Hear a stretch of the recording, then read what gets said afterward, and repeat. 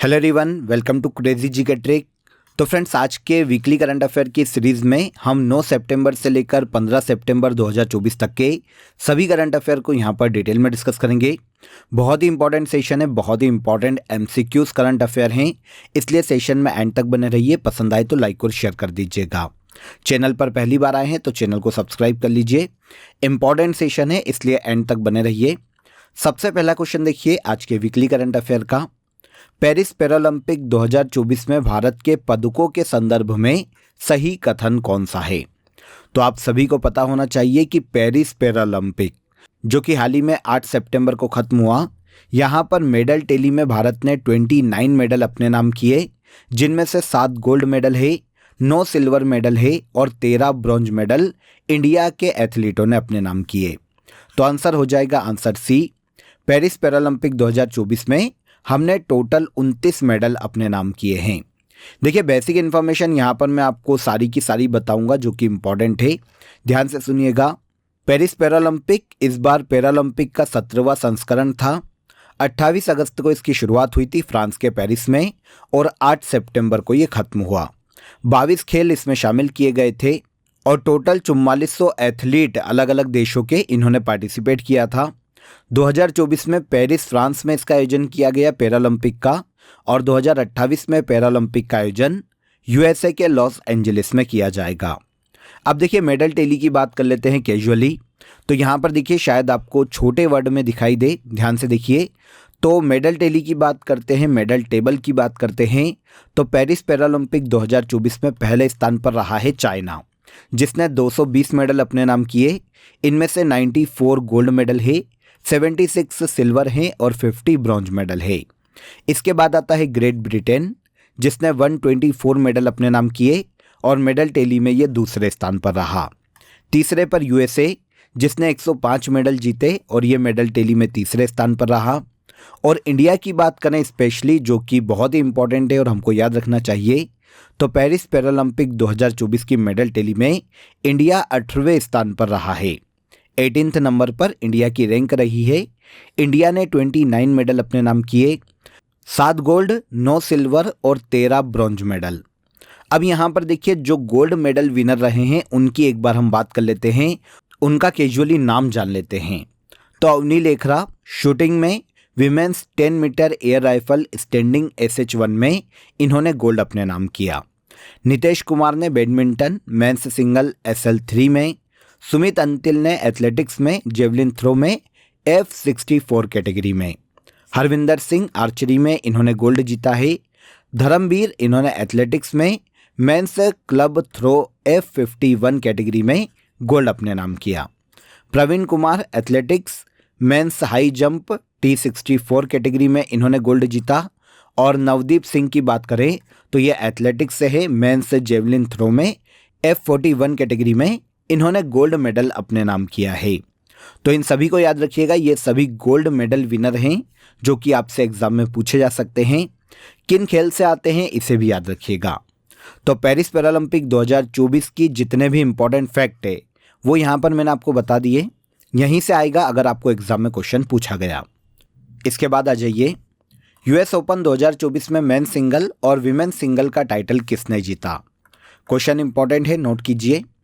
देखिए, आप सभी को पता होगा कि टेनिस के 4 बड़े ग्रैंड स्लैम आयोजित किए जाते हैं। सबसे पहला आयोजित किया जाता है ऑस्ट्रेलियन ओपन, सेकंड नंबर पर फ्रेंच ओपन, थर्ड पर आता है विंबलडन ओपन और फोर्थ पर सबसे साल में आखिरी में यूएस ओपन का आयोजन किया जाता है। यहाँ पर यूएस ओपन 2024 का हाल ही में आयोजन किया गया, जिसमें मेन सिंगल और विमेन सिंगल का जो खिताब है यह जेनिक सिनर और आर्यना सबालेका ने अपने नाम किया। जेनिक सिनर इटली के टेनिस प्लेयर हैं और आर्यना सबालेका की बात करें तो ये बेलारूस की महिला टेनिस प्लेयर हैं।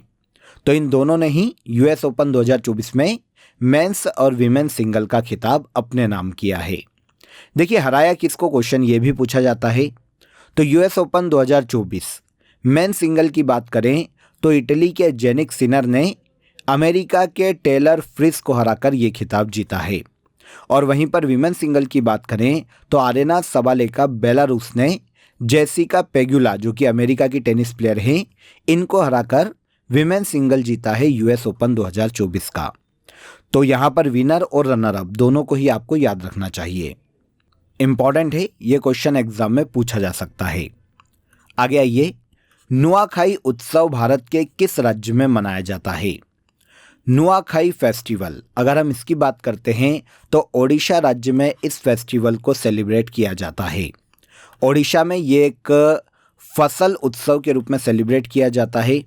नॉर्मली देखिए, ओडिशा के अलावा दक्षिणी छत्तीसगढ़ में भी हमको नुआखाई उत्सव देखने को मिलता है। भाद्रपद शुक्ल पंचमी के दिन ये मनाया जाता है। नॉर्मली ये जो डे है अगस्त या सितंबर माह में पड़ता है, तो अगस्त सितंबर माह में भाद्रपद शुक्ल पंचमी के दिन नुआखाई फेस्टिवल मनाया जाता है। नुआखाई का अर्थ अगर हम समझने जाते हैं तो नुआ का अर्थ होता है नया और खाई का अर्थ होता है खाना। तो स्पेशली इस वक्त देखिए चावल की फसल या चावल उत्सव के रूप में इसे सेलिब्रेट किया जाता है। पूरे परिवार के लोग ओडिशा में चावल खाते हैं और अच्छी फसल के लिए प्रकृति को धन्यवाद देते हैं। तो इस तरीके से नुआखाई उत्सव स्पेशली भारत के ओडिशा राज्य में सेलिब्रेट किया जाने वाला एक फसल उत्सव है। अब आ जाइए फ्रेंड्स, आप सभी के लिए ऑफर ऑफ द डे बता देता हूं। आप सभी के लिए इंडियन हिस्ट्री का रिकॉर्डेड बैच अवेलेबल है बाइलिंगुअल, जहां पर आपको प्राचीन भारत, मध्यकालीन भारत और आधुनिक भारत तीनों ही कवर करवाए गए हैं। काफ़ी नॉमिनल चार्जेस में आप इस कोर्स को ज्वाइन कर सकते हैं।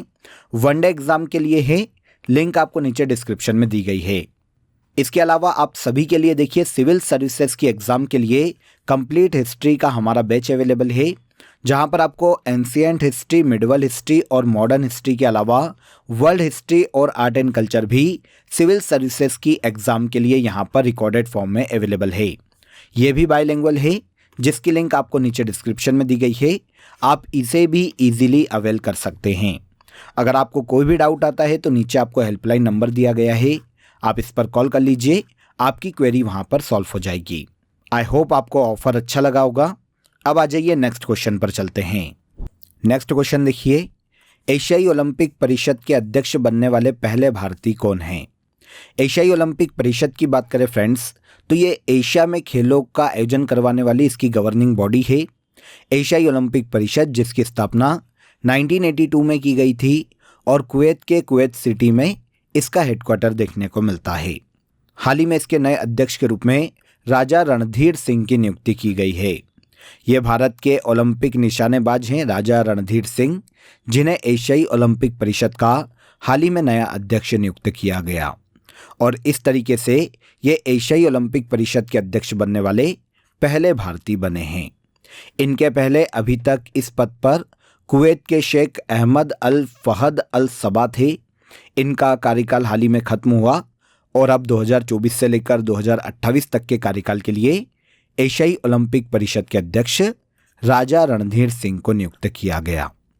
निम्न में से कौन सा देश अंतर्राष्ट्रीय सौर गठबंधन में पूर्ण सदस्य के रूप में शामिल होने वाला 101वां देश बना है? देखिए, आपको पता होना चाहिए कि अंतर्राष्ट्रीय सौर गठबंधन, जिसे इंटरनेशनल सोलर अलायंस कहा जाता है, इसकी स्थापना का श्रेय भारत और फ्रांस को दिया जाता है। भारत और फ्रांस ने मिलकर 2015 में इस अलायंस की स्थापना की थी, इंटरनेशनल सोलर अलायंस के नाम से। सोलर एनर्जी को बढ़ावा देने के लिए सभी देशों को एक साथ लाना इंटरनेशनल सोलर अलायंस का मुख्य उद्देश्य था। अभी तक इसके फ्रेमवर्क पर 119 से ज़्यादा देशों ने अपनी सहमति दे दी है, लेकिन ऑफिशियली अब इसका 101वां सदस्य देश नेपाल बनाया गया है। आंसर ए यहाँ पर करेक्ट हो जाएगा। नेपाल हाल ही में इंटरनेशनल सोलर अलायंस का 101वां सदस्य देश बना। आपको यहाँ पर पता होना चाहिए कि इसी साल जून 2024 में पराग्वे इस संगठन का 100वां सदस्य देश बना था। तो ये भी इम्पॉर्टेंट है, याद रखिएगा। पराग्वे जून 2024 में इंटरनेशनल सोलर अलायंस का 100वां सदस्य देश बना और अब 101वां सदस्य देश कौन बना? नेपाल। नेक्स्ट, एशियाई ओलंपिक परिषद के अध्यक्ष बनने वाले पहले भारतीय। अभी हमने इस क्वेश्चन को आई थिंक डिस्कस किया है, तो यहाँ पर आंसर ले लेते हैं डायरेक्ट, राजा रणधीर सिंह। ओके, हमारा रिवीजन हो गया यहाँ पर, तो इसे याद रखिएगा, इंपॉर्टेंट क्वेश्चन था। आगे, एशियन चैंपियंस ट्रॉफी हॉकी 2024 का आयोजन किस देश में किया जा रहा है? तो हॉकी की एशियन चैंपियंस ट्रॉफी, इसका आयोजन किया जा रहा है चाइना में। तो आंसर हो जाएगा यहाँ पर आंसर डी।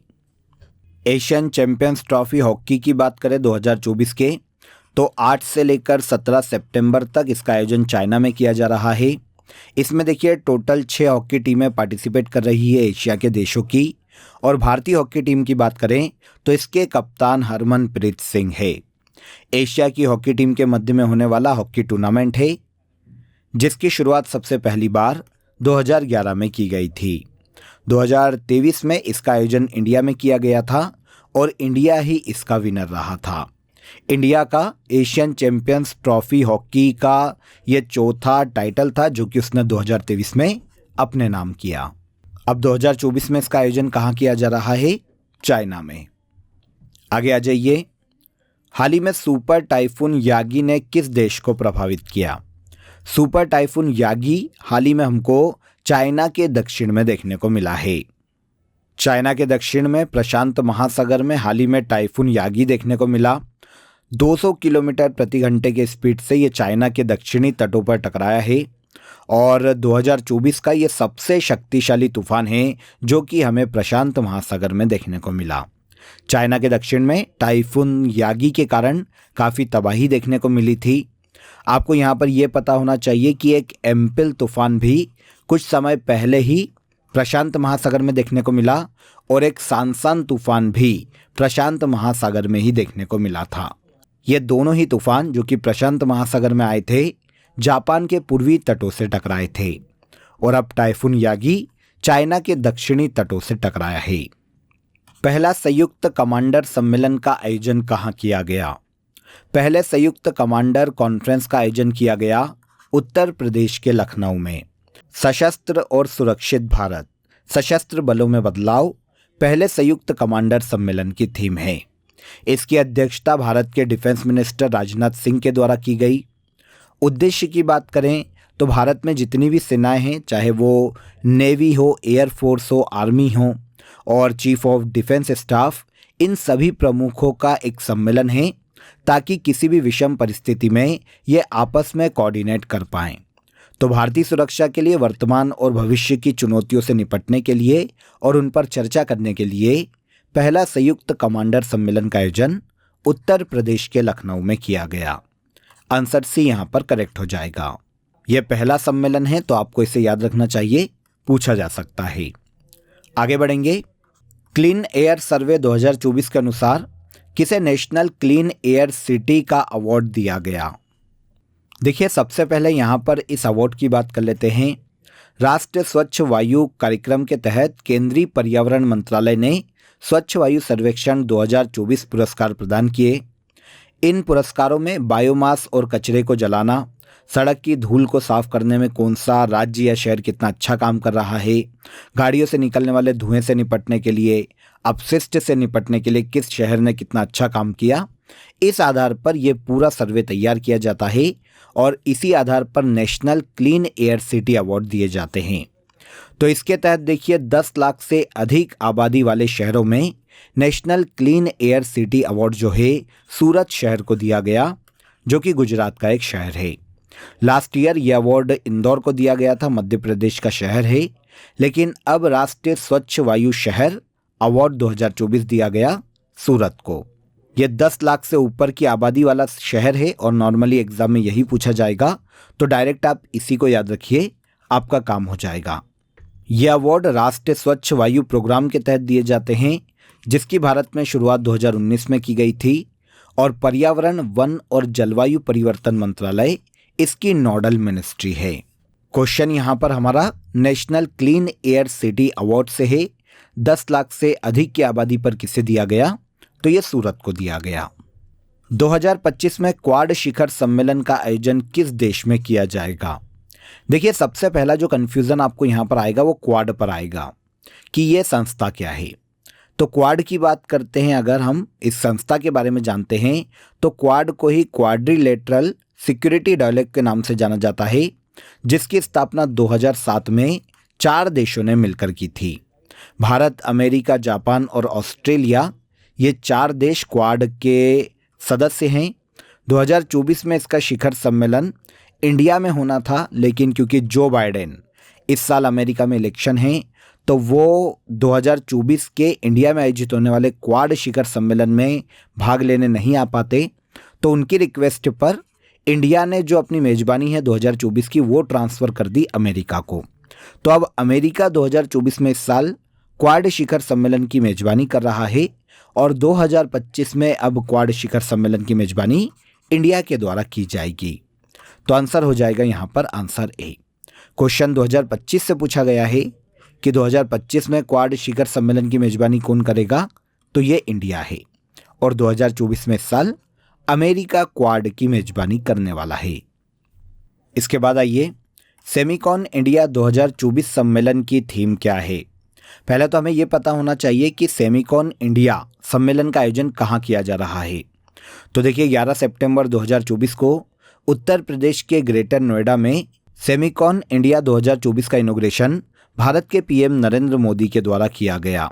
सम्मेलन के दौरान सेमीकंडक्टर के क्षेत्र में स्मार्ट मैन्युफैक्चरिंग को बढ़ावा देना, सप्लाई चेन मैनेजमेंट को और पावरफुल करना, सस्टेनेबिलिटी को बढ़ाना और वर्कफोर्स डेवलपमेंट पर चर्चा की गई थी। इन शॉर्ट अगर हम इसका उद्देश्य समझते हैं तो सेमीकंडक्टर इंडस्ट्री को भारत में बढ़ावा देना सेमिकॉन इंडिया सम्मेलन को आयोजित किए जाने का मुख्य उद्देश्य है।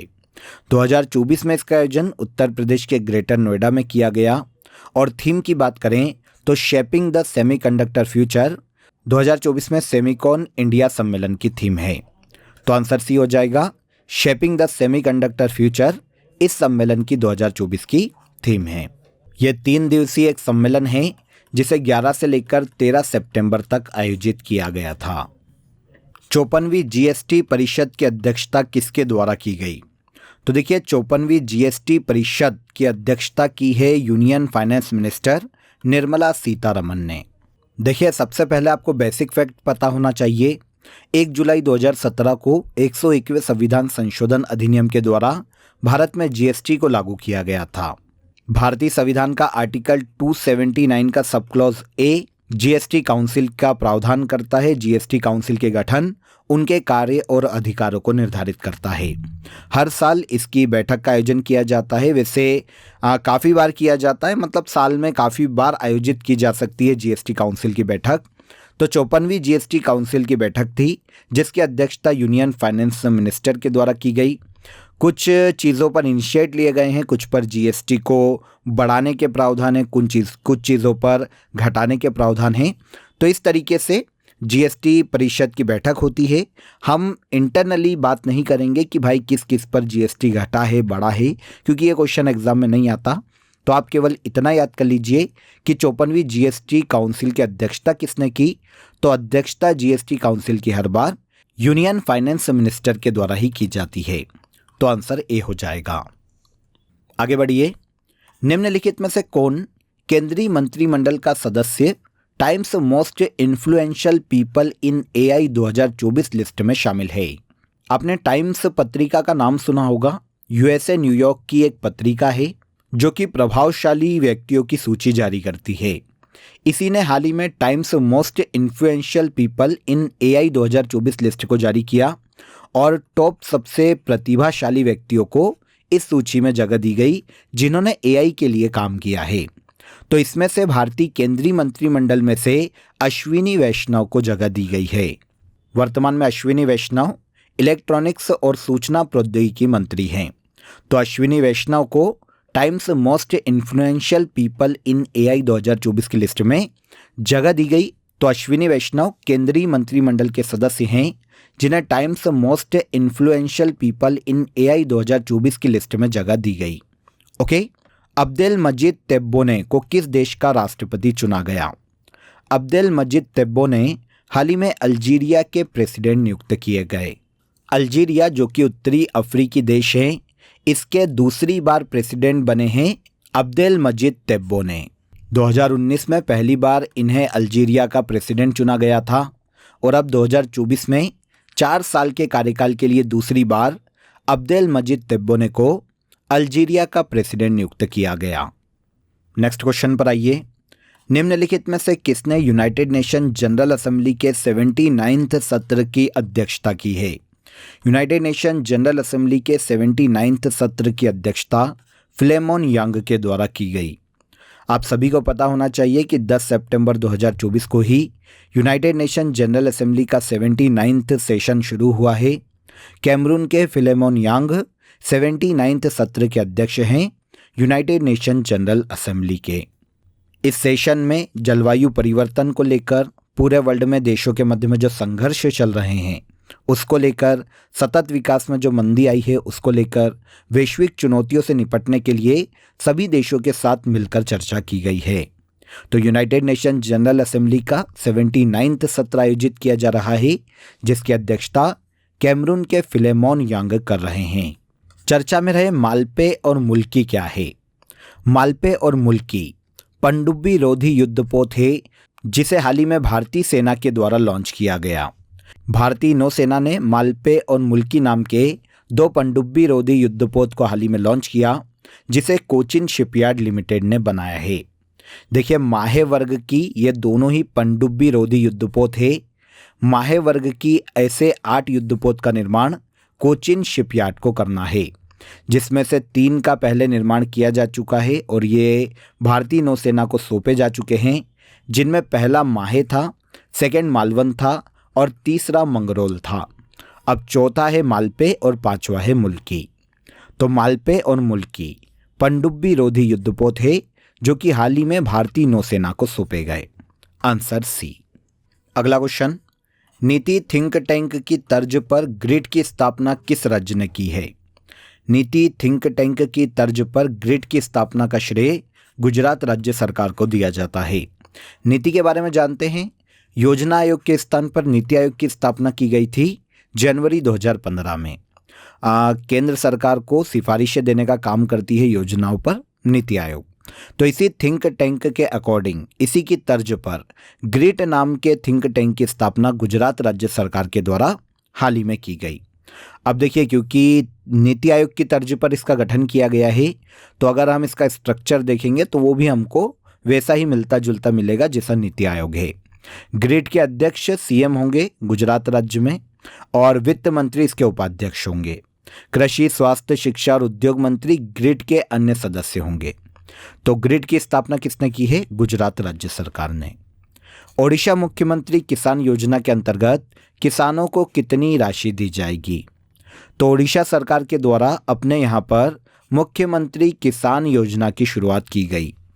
इस योजना के तहत ऐसे किसान जिनके पास खुद की खेती के लिए भूमि है, उन्हें 4,000 रुपये वार्षिक की आर्थिक सहायता प्रदान की जाएगी और ऐसे किसान जिनके पास खुद की कृषि भूमि नहीं है, उन्हें 12,500 मतलब 12,500 रुपये की आर्थिक सहायता वार्षिक दी जाने वाली है ओडिशा सरकार के द्वारा। लेकिन ये राशि उन्हीं किसानों को दी जाएगी जो कि प्रधानमंत्री किसान सम्मान निधि के तहत रजिस्टर्ड नहीं है। प्रधानमंत्री किसान सम्मान निधि केंद्र सरकार की योजना है, जिसे 24 फरवरी 2019 को लाया गया था। इसके तहत देश में छोटे और सीमांत किसानों को 6,000 रुपये वार्षिक की आर्थिक सहायता दी जाती है। तो ये केंद्र की योजना है। अगर कोई भी प्रधानमंत्री किसान सम्मान निधि में रजिस्टर्ड नहीं है ओडिशा में, तो उन्हें ओडिशा मुख्यमंत्री किसान योजना के तहत 4,000 रुपये अगर भूमि है तो, और अगर भूमि नहीं है तो 12,500 रुपये की आर्थिक सहायता वार्षिक दी जाएगी। आगे बढ़ेंगे। संयुक्त सैन्य अभ्यास अल नजा 2024 भारत और किस देश की थल सेना के मध्य आयोजित किया जा रहा है? तो अल नजा जो कि एक संयुक्त मिलिट्री एक्सरसाइज है फ्रेंड्स, इसका आयोजन भारत और ओमान के मध्य में किया जाता है। आंसर सी हो जाएगा। भारत और ओमान की थल सेना के मध्य में हाल ही में अल नजा 2024 युद्धाभ्यास की शुरुआत की गई, जो कि देखिए 13 से लेकर 26 सितंबर तक ओमान के सलालाह में आयोजित किया जाएगा। दोनों देशों की सेना के मध्य में आपसी रक्षा सहयोग को बढ़ावा देना इस युद्धाभ्यास को आयोजित किए जाने का मुख्य उद्देश्य है। हर 2 साल में अल नजा का आयोजन किया जाता है।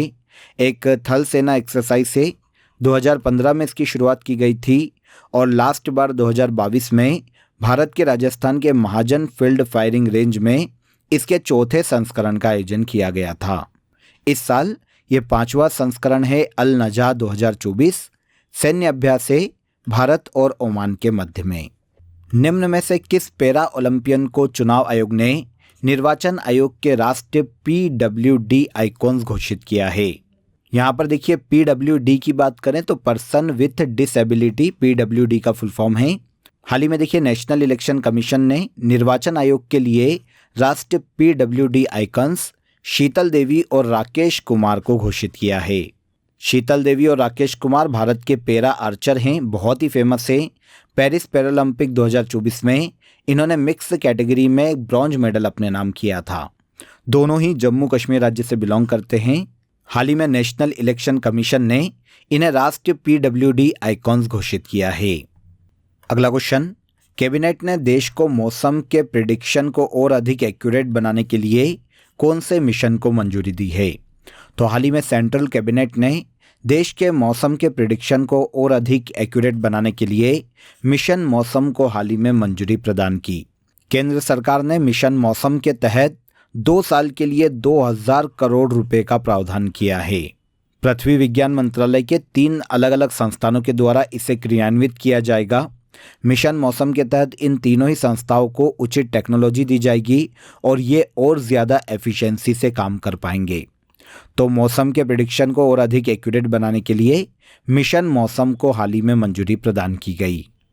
देश में इलेक्ट्रिक मोबिलिटी को बढ़ावा देने के लिए केंद्र सरकार ने किस योजना को मंजूरी दी? इलेक्ट्रिक मोबिलिटी जानते क्या होता है?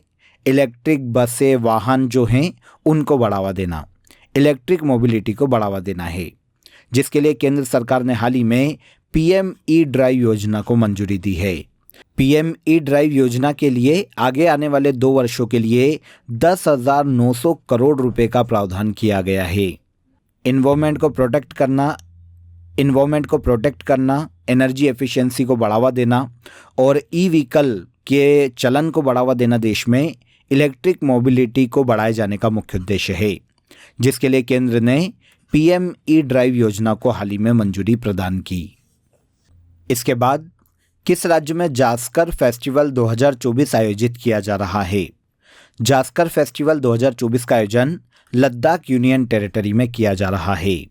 यह नवा संस्करण है जास्कर महोत्सव का, जो कि 13 सितंबर को लद्दाख के जास्कर में शुरू किया गया।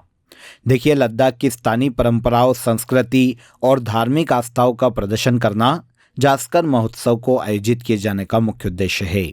इस दौरान लद्दाख में सबसे फेमस मुखौटा नृत्य भी किया जाता है। तो जास्कर महोत्सव का आयोजन लद्दाख यूनियन टेरिटरी में किया जा रहा है। इसके बाद वीकली करंट अफेयर का लास्ट क्वेश्चन देखिए, केंद्रीय मंत्रिमंडल ने किस अवधि के लिए प्रधानमंत्री ग्राम सड़क योजना के 4थे चरण को मंजूरी प्रदान की? तो केंद्रीय मंत्रिमंडल ने देखिए 2024-25 से लेकर 2028-29 की अवधि के लिए प्रधानमंत्री ग्राम सड़क योजना के 4थे चरण को मंजूरी दी है। आपको पता होना चाहिए कि भारत में प्रधानमंत्री ग्राम सड़क योजना की शुरुआत वर्ष 2000 में की गई थी। अब इसके 4थे फेज के अंतर्गत 62,500 किलोमीटर की सड़कें बनाई जाएगी, जिसके लिए टोटल देखिए 70,125 करोड़ रुपए आवंटित किए गए हैं। तो प्रधानमंत्री ग्राम सड़क योजना का ये 4था फेज है, जो कि 2024-25 से लेकर 2028-29 की अवधि के लिए शुरू किया गया। आंसर बी हो जाएगा। क्लियर? तो यहाँ पर देखिए हमने 9 सितंबर से लेकर 15 सितंबर 2024 तक के सभी करंट अफेयर को यहाँ पर डिटेल में डिस्कस किया। आई होप आपको एक एक फैक्ट समझ में आया होगा, एक एक क्वेश्चन समझ में आया होगा। वीडियो पसंद आया हो तो वीडियो को लाइक और शेयर कर दीजिए, चैनल को सब्सक्राइब कर लीजिए। फिर मुलाकात करेंगे नेक्स्ट डे की करंट अफेयर में। तब तक अपना ख्याल रखिएगा। जय हिंद, जय भारत।